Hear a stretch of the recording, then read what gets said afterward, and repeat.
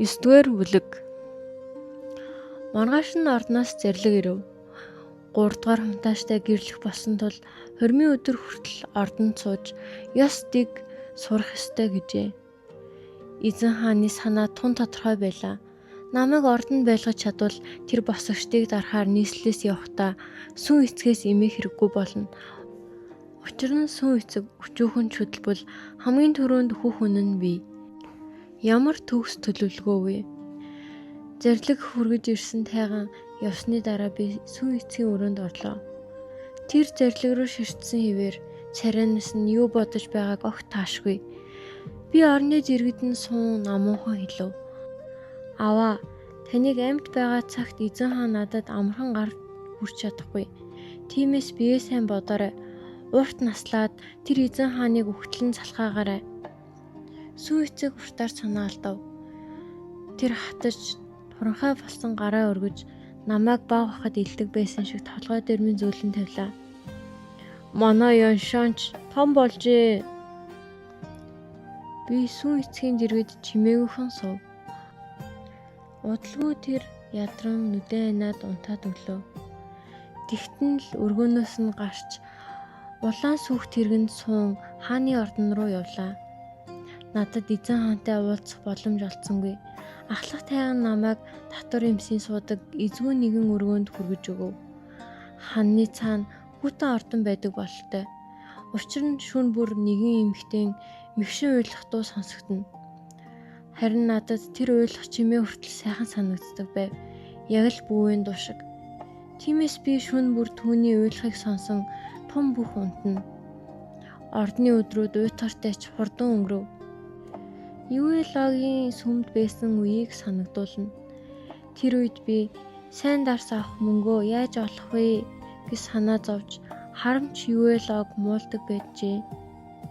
Харин одоо бодол минь байн застай тэр шүн рүү буцна.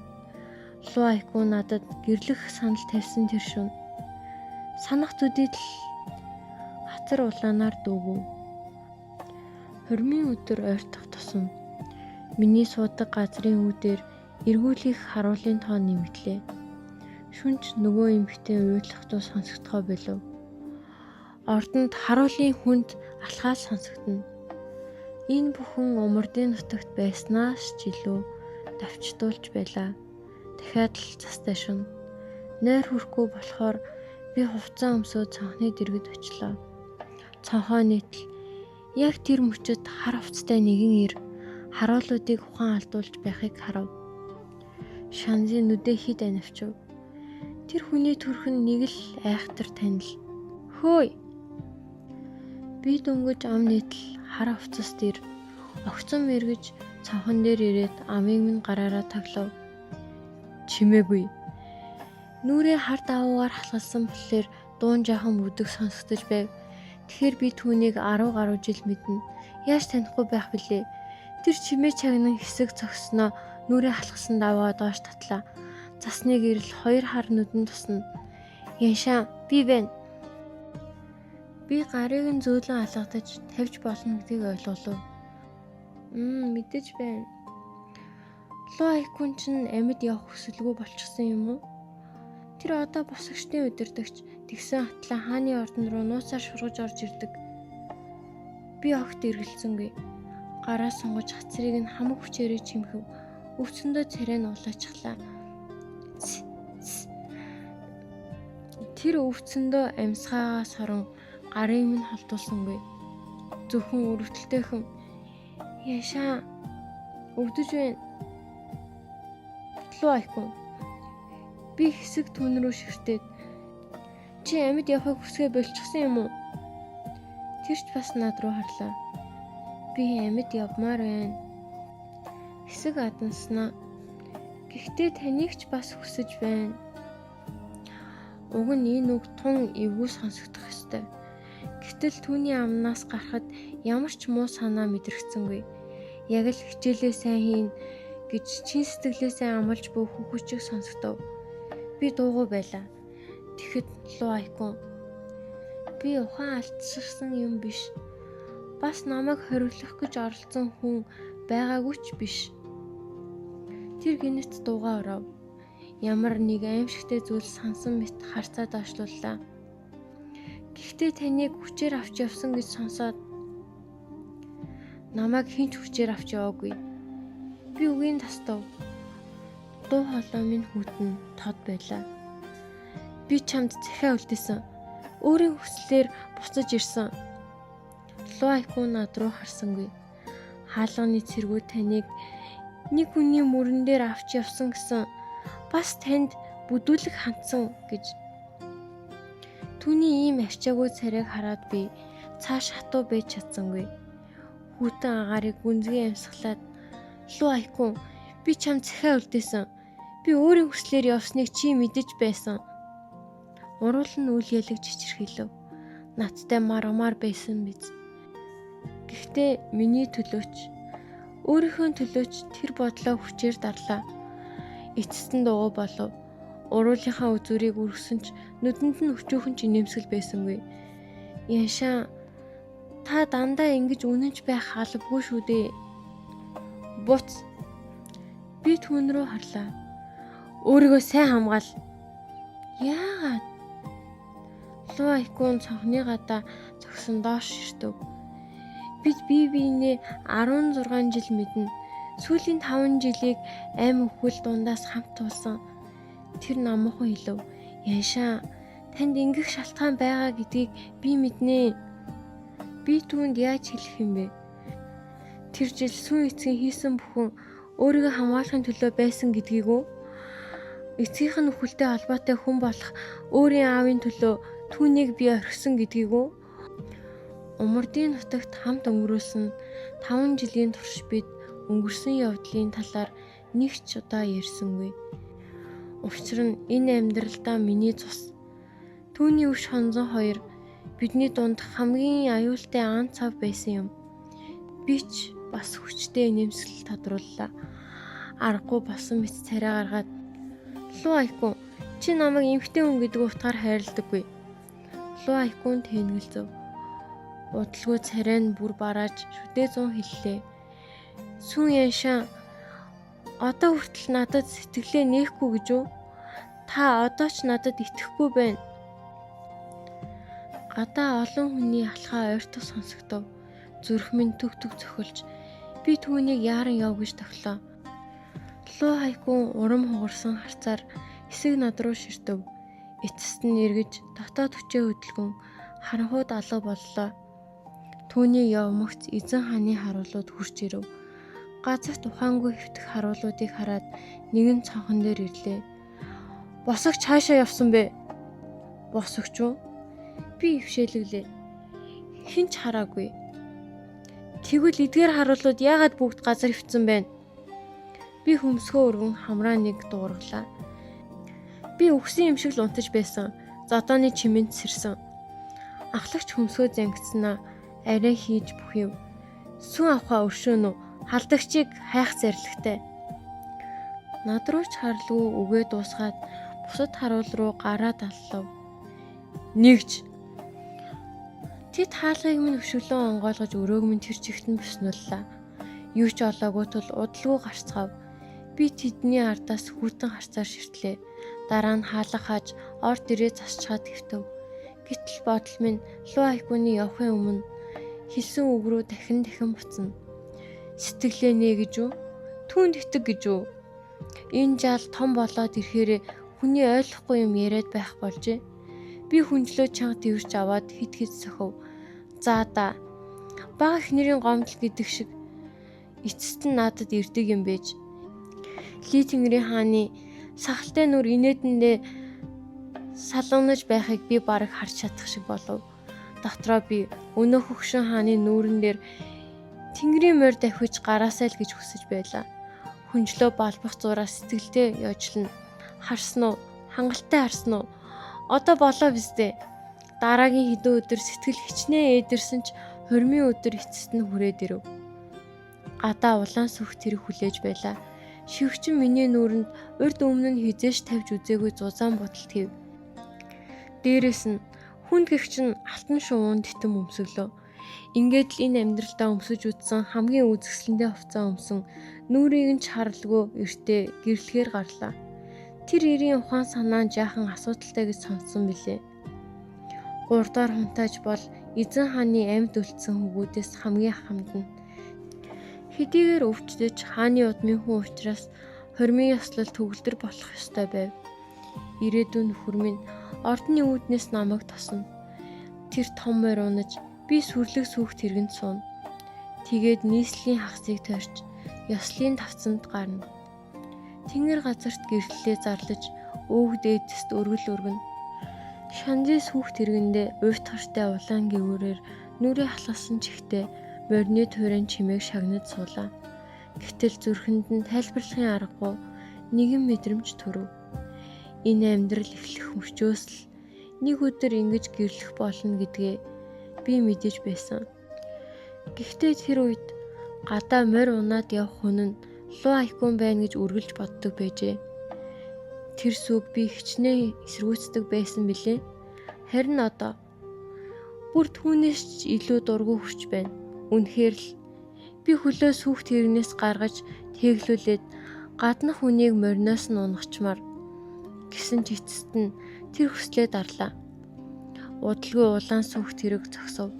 Хөшгийг нь нээхэд гивүүрийн доороос нэгэн эрийн гар харагдав. Цэвэрхэн, цагаан гар. Түүнийг хараад гинэт луу айкун застай шүн цонхны гадна зогсож амаа гараар дарж байсан үе санаанд орлоо.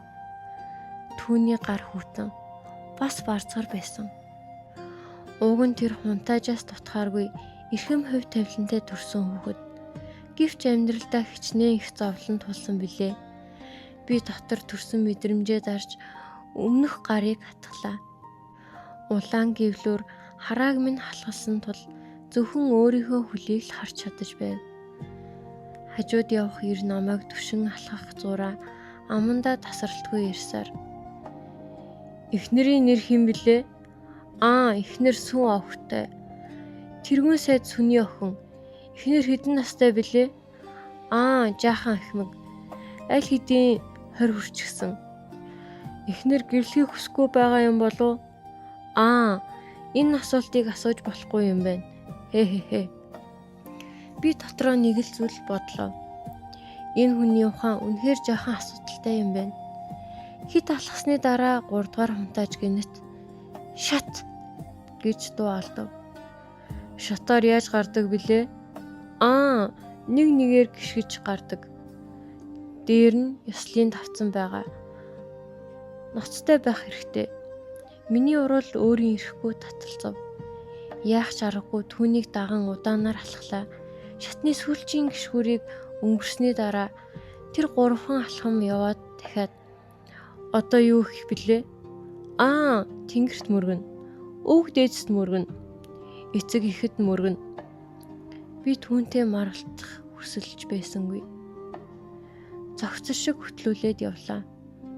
Гэтэл тэр гинэт тэргүүн сайд яагаад ирээгүй юм бол? Тэргүүн сайд сүн өнгөрсөн шөнд гэртээ нас орсон. Зүрх рүү мөсөн утга дүрчих шиг болов. Би юу ч бодсонгүй. Толгой дээрх гівлүүрээ тас татан авч идлээ. Хаана байгаагаа ч марцсан байв. 3 дугаар хунтайжийн ингээс шүүрэн авч ширүүн асуулаа. Чи юу гэж хэлв? 3 дугаар хунтайжийн харц нүүр дээгүр минь нэг гүйлээ. Нүдэнд нь илэрсэн бах тавыг анзаарахгүй байхын аргагүй. Хааны ордонд эрх мэдлийн тэмцэл донд жинхэнэ тэнэг хүн өдий хүртэл яаж амьд үлдэх билээ? Гэхдээ яг одоо надад тэр бүхэн огт хамаагүй. Уй гашууд нүдмийн улайж эхлэв. Би түүн рүү ширтээд өг бүрээ тастан чи юу гэж хэлв? Би юу гэсэн юм блэ? Тэргүүн сайд сүнчивэн нас барсан. Тэгэхээр тэргүүн сайдын авхай одоо төвшиж тулах хүнгүй болсон. Би минь тэр дороо сударч ингээс нь тавилаа. Саяхан л би сүн эцгийн гарыг хатгаж байсан. Тэр ч миний толгойд инхрийлэн илж байлаа. Хүний ертөнцид амьдрал өхөл гэдэг үнэхээр амархан юм. Би манарсан ч ихтэй Согтуу Лүэлогийн нэгэнтээ хэлж байсан үгийг саналаа. Хүн төрлөختөн аргагүй, хөршгүй нар сэтгэлгүй. Өмнөх өвмөө шууган хүмүүсийн дуу чимээ бүх замхран алга болсон мэт. Би тэр газараа хүссэн цэгтээ тэнгэр өд харав. Тэгээд хамаг дуугаараа хараал идэг ли тэнгэрийн хаан гэж хашгирлаа. Гинэт нэг хүн гараас минь хүчтэй атгав. Хоёр гарыг минь нурууны ард мушихад өвцсөндөө өөрийн ирэхгүй бөхөөлөө. Чихний дэргэд хашрах дуу намайг ухаан оруулав. Даварсан амтан 3 дугаар хунтаажид гар хурж зүрхэлдэгэ. Би толгоогоо өргөн харуулууд руу хилэнэн ширтэв. 3 дугаар хунтаажийг хамгаалж байсан хідэн харуул миний харцнаас өөрийн ирэхгүй ухрав. Харин 3 дугаар хунтааж хүзүүгээ илэн ихэмсэх царай гарган зогсоно. Би түүнийг үнэхээр үзэн ядаж байлаа. Гэхдээ яах ч аргагүй. Өнөөдөр би нэгэн үүлэн сүнс хідэн игэл хүний гарт дээрлэхүүлж байна. Ямар муухай мэдрэмж вэ? Дараагийн агшинд гинэч чимээ гарлаа. Юу босныг ойлгож амжаагүй байхад миний 2 гарыг мушгиж байсан харуулууд питгийн газар унав. Би гайхсан хിവэр байтал нэг гар бүслэгээр минь чамд тэрв. Намайг тэрсэн хүн сэлмээ татан авав. Харуулууд нэг нэгээрээ газар унав. Би цочирдлоо. Түүнийг агшин зур зогсоход л хамаг хүчээрээ түлхээд хилэнэн хашгирлаа. Чи үнэхээр тэнэг юм уу? Энд ирдэг газар мөн үү? Луайку нэг алхам ухраад бие тогтов. Тэр над руу улайсан нэгнүүдээрээ ширтлээ. Тийм ээ, би үнэхээр тэнэг. Умардын нутагт байхдаа Луайку олон хараалын үг сурсан. Заримдаа бэлтгэлийн газрын дэрэгдүүр өнгөрөхөд сөнгөдөө холоогоор харааж байх нь сонсогдно. Гэхдээ надтай байхдаа тэр үргэлж боловсон байжээ. Над руу нэг ч удаа дуугаа өндөрсөж байгаагүй. Харин өнөөдөр тэр төвчээрээ бүрэн алджээ. Хар авттай хүмүүс хаанаас гарч ирснийг мэдсэнгүй. Тэд бөөнөрөө харуулуцтай тултана. Ёслын тавцан дээр үлдсэн харуул цөөн болжээ. Луайкун хэдийг нь аль хэдийн унгасан. Үлдсэн хүмүүс 3 дугаар хунтаажийн хажууд бөөнөрөн хамгаалж ойртож зүрхлэхгүй байв. Харин Шанзи Луайкун хоёр ёслын тавцангийн голд би рүүгээ хашгиралтаж эхэллээ. Намайг аврах хэрэггүй. Зайл. Би таныг аварна гэж шийдсэн. Луайкун хариу хашгирлаа. Дахиж тэр утгагүй шалтгуудаа битгээл эрэгтэй эмэгтэй хоёрын хайр гинүү? Эхнэр нөхрийн хайр гинүү? Би тэрийг ч ойлгодгүй байлаа гэд яадаг юм. Түүний холой улам чангарлаа. Би ганцхан зүйлийг мэднэ. Хэрв та өнөөдөр өөрийн хүслээр түүнтэй гэрлэх гэж байсан бол би тэр доороо буцаад явчих байсан. Та түүнтэй хамт аж аргалтай 50 амьдарч чаддаг байсан бол би ганц ч үг хэлэхгүй. Луайкуны харц над дээр хатагдав. Гэхдээ та чадна гэж үү? Сүүн яшаа. Та үнэхээр аж аргалтай амьдрна гэж тарангарлаж чадах уу? Хэрв чаддаг бол түүний дуу гинт намдав. Барцгар хуруу хацар дээр минь зөөлөн хүрлээ. Насанд нь үл тохирох тэр хатуу ширүүн гар өнгөрүүлсэн амьдралынх нь гэрч байв. Луайкун сүүн олоогоор хэрв чаддаг юм бол яагаад уйлаад байгаа юм бэ? Би түүн рүү ширтэв. Би яаж мэдх юм бэ? Яагаад уйлаад байгаагаа? Би удаан бодлоо. Толгой дотроо олон үг ирж байв. Шалтаг, зөрүүдлэл, үгүйсгэл. Гэхдээ эцэст нь амнаас гарсан ганц өгүүлбэр нь аав нас барчихлаа. Луайкун үл ялэгж очирдов. Тэр гараа толгой дээр минь тавилаа. Ийм зүйл тасаагүй хүн шиг хөдөлгөөн нь жоохон ив хавгүй байсан ч толгойг минь зөөлөн илв. Битгийвэл түүний царай улам цохижээ. Дуугаа намсгаад "Яншаа, одоо буцаад очиод ярилцъя." Би Би одоо ч манарсан хിവэр байлаа.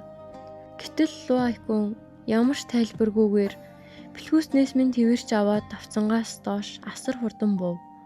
Дараа нь 2 хуруугаа амандаа хийж эсгэрлээ. Хар хувцастай хүмүүс тохиог нь сонсмогц тулаанаасаа нэгэн зэрэг ухарч эхлэв. Хачирхалтай нь харуулууд улам олон болж байлаа. Нэг л сонин. Сүүн эцэг одоо нас барчихсан. Эзэн хаан дотроо хичнээн баярлаж байгаа бол 3 дахь хантаж бит хоёрын гэрлэлч одоо түүнд ямар ч ашиггүй болсон. Намайг эцгийг гашуудаж 3 жил гэрлэхгүй бай гэж тушаахад л болох байсан. Гэтэл тэр аавын өхлийн талаар ганц ч үг задруулсангүй. Хормигч хүчээр үргэлжлүүлжээ. Ингэтлээ зүтгэсэн юм чинь шалтгаантай ч байж таарна. Одоо харахад эзэн хаан Луайкуныг ирнэ гэдгийг аль хэдийн хамгасан болтой. Луайкун ч энд гарч ирвэл ямар аюултайг мэдэж байсан. Би хүзүүнээс нь тэрсэн чихтэй хажуу талаас нь ширтлээ. Гинэт сэтгэлд нэгэн дургуйцал төрөв. Яагаад би түүнтэй ердөө ганцхан амьдралтай юм бэ? Гинэт нүдний өмнө хурц гэрэл гялсхийв. Би эргэж харлаа.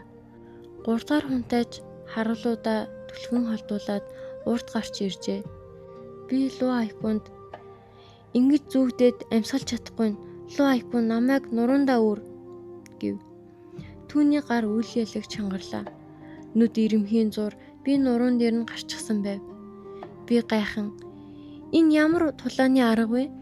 Хоолоогоо засаж ханиалгаад юм зөөхөд ер нь тун эрэхтэй арга шүү. Луайкун намуухан дуугаар хэлв. Яншаа нийслээс гарсны дараа ярилцъя. Би толгоогоо төглөө. За, толгоогоо мөрөн дээр нь тавилаа. Тэгтэл Луайкуны баг байсан үе санаанд орж ирэв. Нэг удаа тэргүүн сайдын өргөнд тоглож яваад ядар нь намайг өөрийг нь үрч гэрт нь хүргэж өг гэж гуйсан юм. Тэр үед би шууд орхиод явчмаар байсан. Гэхдээ Луайкун хитрхи өрөвдөлтэй байсан тул аргагүй нуруундаа өөрч гэрт нь хүргэсэн юм. Тэр үед нар жаргаж байлаа. Жанжны өргөө тэрүүн сайдын өргөө хоёр ердөө хитгэн алхмын зайтай. Гэсэн ч тэр миний мөрөн дээр унтаад өгсөн юм. Харин одоо нар хурцаар тусаж байлаа.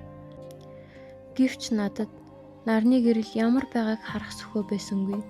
Би нүдээ инээд зөөлөн хэлв. Хүнээр өөрүүлэгч нь ийм тухтай байдаг юм байна. Чи тэр үед яагаад унччихсныг би одоо ойлголоо. Би минь баг зэрэг өвдөж эхлэв. Би хүзүүнээс нь чанга тэвэрлээ. Зүгээр л хатгаад байв.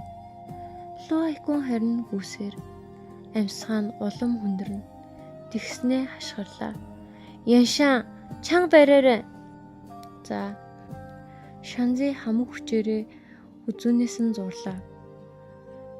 Тэр хоёр нийслээс хараахан гараагүй. Одоо хүртэл аюулгүй биш. Тиймээс Яншаан тавьж болохгүй. Бүдгхэн ч гэсэн нэг хэсэг зураг харагдах шиг болов. Ли Тэнгэрийн хаан номны тавиурын өмнө сандарсандаа жихээ майчин зогсно. Адилгүй байна. Миний бичснээс өөр болчихлоо. Яагаад буруу хүн нөхчих вэ? Би дотроо яочтой нэмсгэлв. Сахалтай Ли.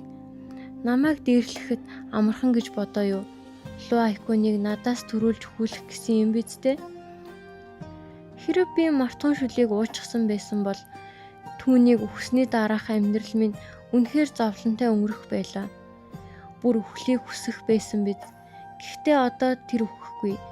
Түүний өмнө урт амьдрал бий. Үзэж туулах гайхамшигтай зүйлч олон бий. Чүкүний дахин төрөлтийн нэгэн дүр болж биш.